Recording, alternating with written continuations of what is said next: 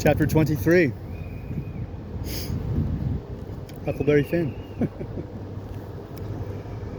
Well, all day him and the king was hard at it, rigging up a stage and a curtain and a row of candles for footlights. And that night the house was jam full of men in no time. When the place couldn't hold no more, the Duke, he quit tending door and went around the back way and come onto the stage and stood up before the curtain and made a little speech and praised up this tragedy and said it was the most thrillingest one that ever was.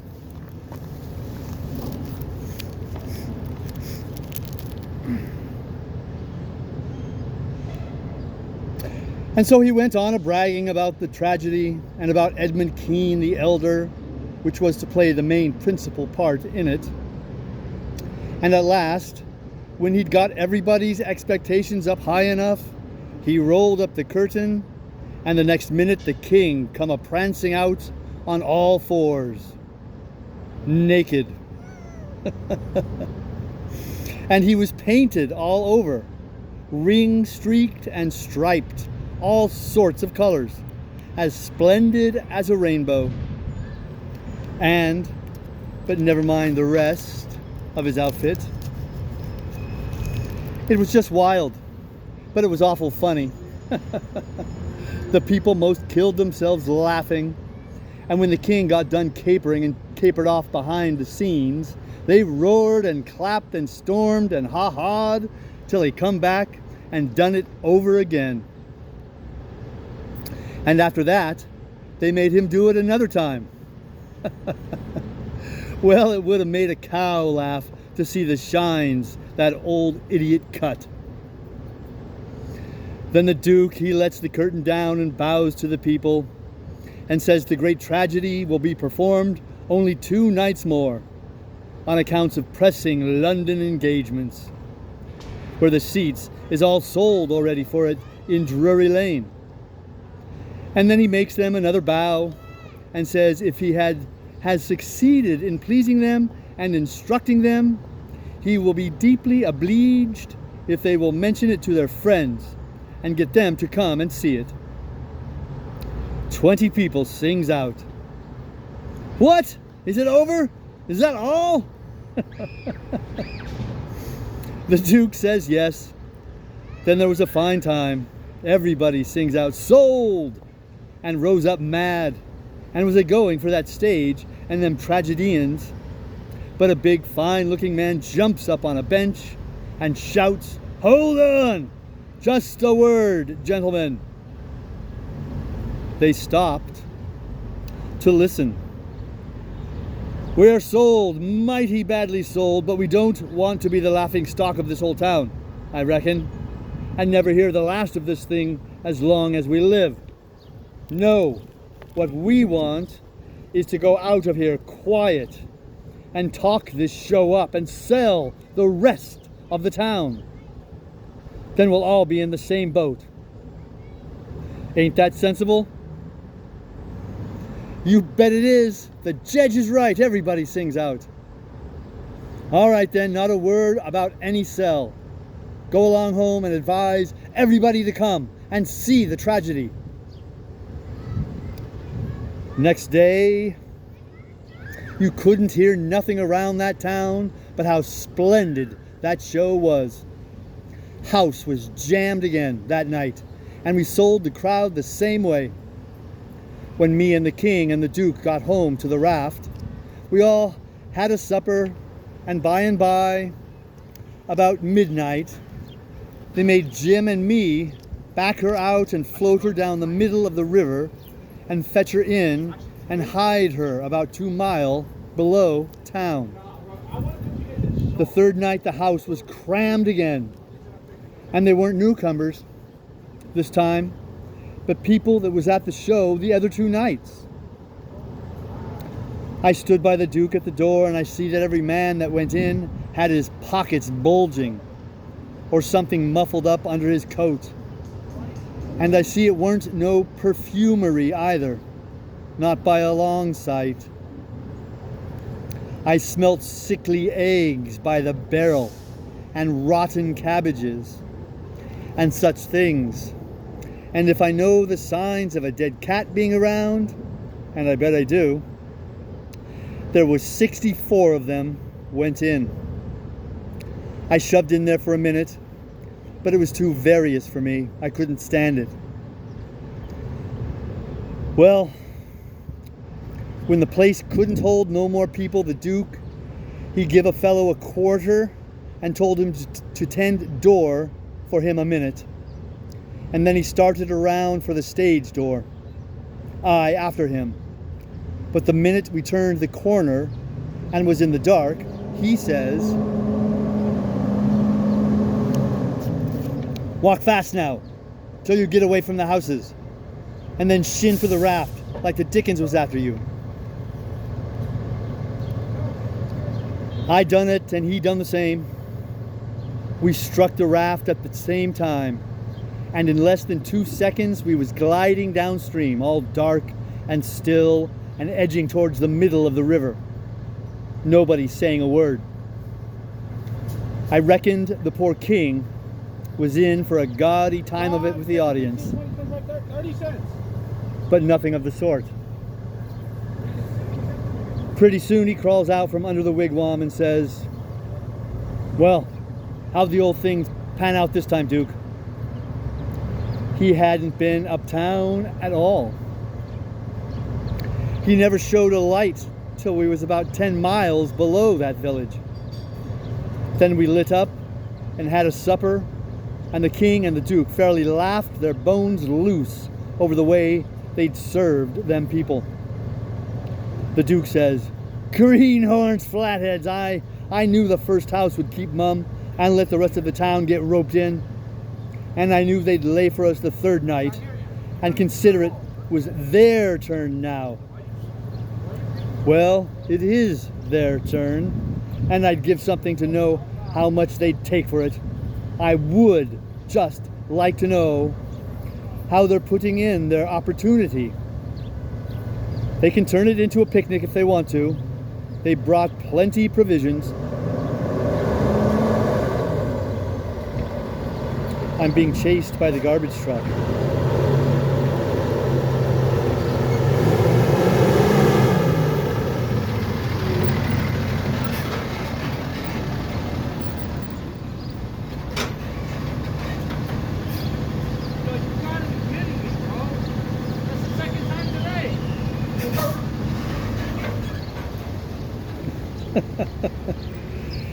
Patience is a virtue. Not one of mine, but a virtue.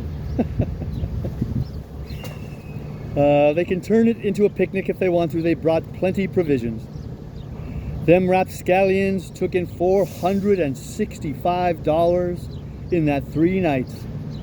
I never seen money hauled in by the wagon load like that before. By and by, when they was asleep and snoring, Jim says, "Don't it surprise you the way them kings carries on, Huck?" "No," I said, I don't." Why don't it, Huck?"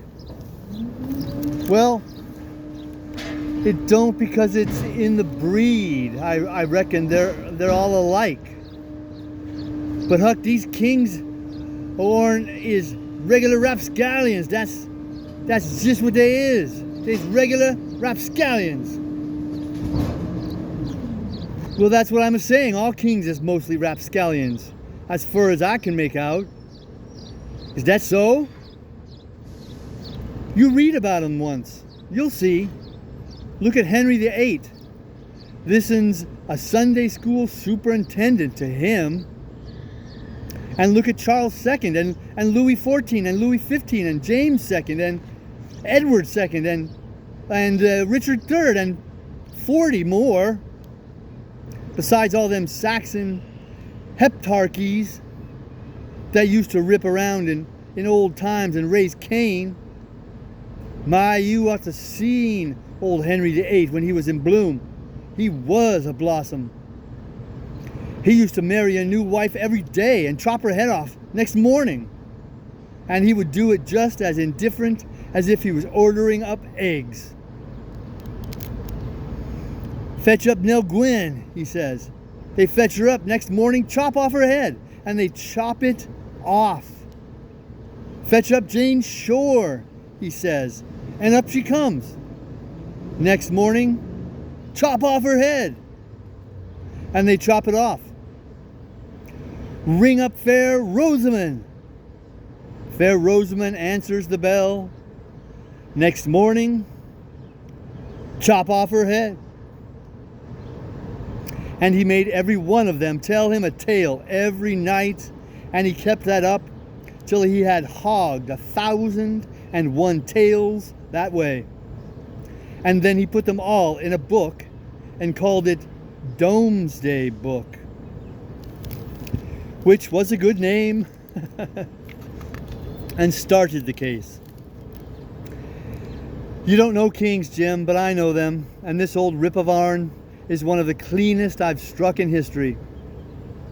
Well, Henry, he takes a notion he wants to get up some trouble with this country. How does he go at it? Give notice? Give the country a show? No.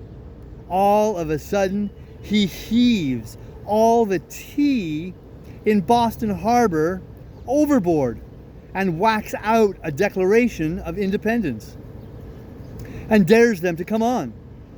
That was his style. He never gave anybody a chance. He had suspicions of his father, the Duke of Wellington. Well, what did he do? Ask him to show up? No. Drowned him in a butt of Mamsie, like a cat. Suppose people left money laying around where he was. What did he do? He collared it. Suppose he contracted to do such a thing, and you paid him, and didn't sit down there and see that he'd done it. What did he do? He always done the other thing. Suppose he opened his mouth. What then? If he didn't shut it up powerful quick, he'd lose a lie every time. That's the kind of a bug Henry was. And if we'd had him along instead of our kings, he'd have fooled that town a heap worse than our done. I don't say that ourn is lambs, because they ain't, when you come right down to the cold facts, but they ain't nothing to that old ram anyway. All I say is, kings is kings, and you got to make allowances. Take them all around. They're a mighty ornery lot. It's the way they're raised. But this one do smell so like the nation, Huck. Well, they all do, Jim. We can't help the way a king smells. History don't tell no way. Now the Duke, he's a tolerable likely man in some ways. Yes, the Duke's different, but not very different. This one's a middling hard lot for a Duke. When he's drunk, there ain't no nearsighted man could tell him from a king. Well, anyways, I don't hankering for no more on 'em, Huck. These is all I can stand. It's the way I feel too, Jim. But we've got them on our hands, and we got to remember what they are and make allowances. Sometimes I wish we could hear of a country that's out of kings. What was the use to tell Jim these weren't real kings and dukes? It wouldn't have done no good. And besides, it was just as I said. You couldn't tell them from the real kind. I went to sleep, and Jim didn't call me when it was my turn. He often done that. When I waked up just at daybreak, he was sitting there with his head down betwixt his knees, moaning and mourning to himself. I didn't take notice, nor let on. I knowed what it was about. He was thinking about his wife and his children away up yonder, and he was low and homesick, because he hadn't ever been away from home before in his life. And I do believe he cared just as much for his people as white folks does for theirn. It don't seem natural but I reckon it's so. He was often moaning and mourning that way nights when I judged I was asleep, when he judged I was asleep, and saying, "Poor little Elizabeth, poor little Johnny, it's mighty hard. I spec, I ain't ever going to see you no more, no more." Oh, he was a mighty good nigger, Jim was. But this time I somehow got to talking to him about his wife and young ones. And by, he says, "What makes me feel so bad this time is because I hear something over yonder on the bank, like a whack or a slam a while ago. And it mind me at the time I treat my little Elizabeth so ornery. She was only about 4 years old, and she took the scarlet fever and had a powerful rough spell. But she got well, and one day she was a standing around, and I says to her, I says, 'Shetty do.' She never done it, just stood there, kind of smiling up at me. It make me mad, and I says again mighty loud, I says, 'Don't you hear me? Shetty do.' She just stood the same way, kind of smiling up. I was a biling. I says, 'I make you mine.' And with that, I fetch her a slap side the head that sent her sprawling. Then I went into the other room, and was gone about 10 minutes, and when I come back, there was that dew a standing open yet, and that child standing most right in it, a looking down and mourning, and the tears running down. My, but I was mad. I was going for the child, but just then, it was a door that opened innards. Just then. Along come the wind and slam it to behind my child. Kablam! And my land, the child, never move. My breath must hop out of me, and I feel so, I don't know how I feel. I crope out, all a trembling, and crope around, and open the dew, easy and slow, and poke my head in behind the child, soft and still, and all of a sudden, I says, "Pow!" just as loud as I could yell. She never budged. Oh, Huck, I bust out a crying and grab her up in my arms and say, "Oh, the poor little thing, oh, the Lord God Almighty forgive poor old Jim, case he never gonna forgive himself, as long as he live." Oh, she was plumb deaf and dumb, Huck. Plumb deaf and dumb. And I'd been a treating her so.